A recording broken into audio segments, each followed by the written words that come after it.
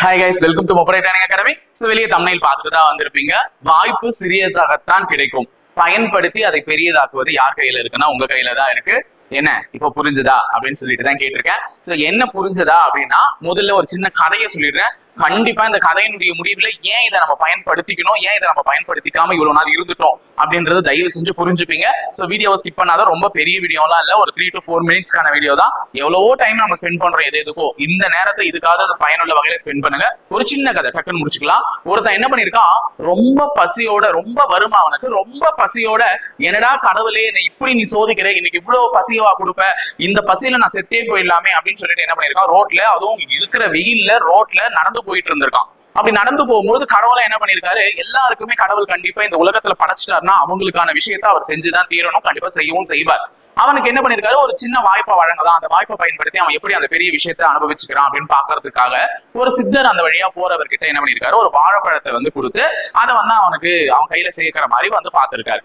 So சித்தரும் அந்த வழியா cross பண்ணும்போது என்ன பண்ணிருக்காரு, இவனை பார்த்துட்டு, என்னப்பா இவ்வளவு பசியோட இவ்வளவு களைப்பா இருக்க, இந்த வாழைப்பழம் இதை சாப்பிட்டு உன் பசி ஆத்திக்கோ, நல்லபடியா அடுத்த கட்ட வேலைக்கு முயற்சி பண்ணுப்பா அப்படின்னு சொல்லிட்டு சித்தர் அந்த வாழைப்பழத்தை கொடுத்துட்டு போயிட்டார். சித்தரா ஹெல்ப் பண்ணது யாரு, நம்மளுடைய கடவுள் தான். சோ கொடுத்துட்டு அவர் பாட்டுன்னு போயிட்டார். போயிட்டதுக்கு அப்புறம் அவன் என்ன பண்ணிருக்கான், உன் கொலை பசியில இருக்கவனுக்கு இந்த சின்ன வாழைப்பழம் தானா சி அப்படின்னு சொல்லிட்டு இப்படி ஓரமா வச்சுட்டு அந்த பசியிலே மயக்கத்திலே என்ன ஆயிருக்கான், மயக்கம் போட்டு அங்கேயே படுத்துட்டு இருக்கான். சோ இப்ப அந்த வழியா அடுத்தது என்ன பண்ணிருக்காங்க, பக்கத்துல ஒரு கோயில்ல அன்னதானம் போட்டுட்டு சாப்பாடு மீந்து இருக்கு, அதை ஏழை எளிய மக்களுக்கு பக்கத்து ஊர்ல போய் கொடுக்கலாம்னு சொல்லிட்டு இன்னொருத்தர் வண்டி கட்டி எடுத்துட்டு போயிட்டு இருக்காரு. அதே வழியா எடுத்துட்டு போயிட்டு இருக்காரு.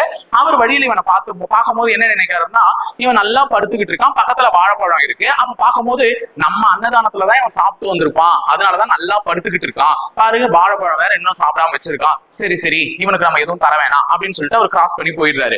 ஆனா அவன் அந்த வாழைப்பழத்தை சாப்பிட்டு இன்னும் கொஞ்சம் தெம்போட ஒரு 5ல இருந்து ஒரு 10 நிமிஷம் வெயிட் பண்ணி இருந்தா அவனுக்கு இந்த சாப்பாடே கிடைச்சிருக்கும். ஆனா அவன் அது சின்ன வாய்ப்பு தானே, வாழைப்பழம் எல்லாம் ஒரு பெரிய மாற்றத்தை ஏற்படுத்துமா அப்படின்னு சொல்லிட்டு அதை ஓரமா வச்சதுனாலதான் இப்ப அவன் பசியோட மயங்கி கிடக்குறான். இந்த கதைனால உங்களுக்கு நான் என்ன சொல்ல வரேன்னா, கிடைக்கிறது சின்ன வாய்ப்பு தானே அப்படின்னு சொல்லிட்டு நீங்க அதை தவற விட்டீங்கன்னா பெரிய வாய்ப்பு பின்னாடி உங்களுக்கு வராம போயிடும். நம்ம ஆல்ரெடி சொன்ன மாதிரிதான், உங்களுக்கு டிஎன்யூஎஸ்ஆர்பி SIPC 2026 தேர்வுக்கு பயிலக்கூடிய மாணவர்களுக்கு காக்கி யூனிஃபார்ம் இந்த 2026ல நீங்க போட்டே ஆகணும்னு உறுதியா இருந்தா, எங்களுடைய காலையில இருக்கக்கூடிய ஃபட்டாஃபட் சீரீஸையும் இரவுல நீங்க தூங்க போறதுக்கு முன்னாடி எங்களுடைய மேக்ஸ் குயிக்கர் சீசனையும் ரெண்டுத்தையுமே பார்த்துட்டு போங்க. இந்த ஷார்ட் சீரீஸ் ஷார்ட்ஸ் தான், ரொம்ப சின்னதுதான், ஆனா டெய்லியுமே நம்ம ஒரு தகவலை கத்துக்கிட்டு ஒரு மாசத்துக்கு எவ்வளவோ தகவல்களை பெற போறோம். சோ வாய்ப்பு சிறியதுதான், ஆனா அதை பயன்படுத்திக்கிறது யாரோட கையில இருக்குன்னா உன்னோட கையில தான் இருக்கு.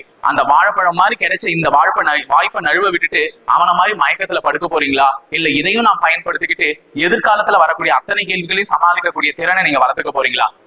எதுவா இருந்தாலும் சாய்ஸ் இஸ் யுவர்ஸ், உங்க கையில தான் இருக்கு. நீங்க இதை சரியான நேரத்துல சரியான விதத்துல பயன்படுத்திக்கிட்டீங்கன்னா கண்டிப்பா சொல்றேன், வரக்கூடிய 2026 உங்களுக்கான வருஷமா தான் இருக்கும். இந்த வருஷத்துல கண்டிப்பா நீங்க ஜெயிப்பீங்க, ஜெயிச்சும் காட்டுவீங்க. இணைந்திருங்கள், தொடர்ந்து பயணிப்போம் முப்படை பயிற்சி மையத்துடன். நன்றி, வணக்கம்.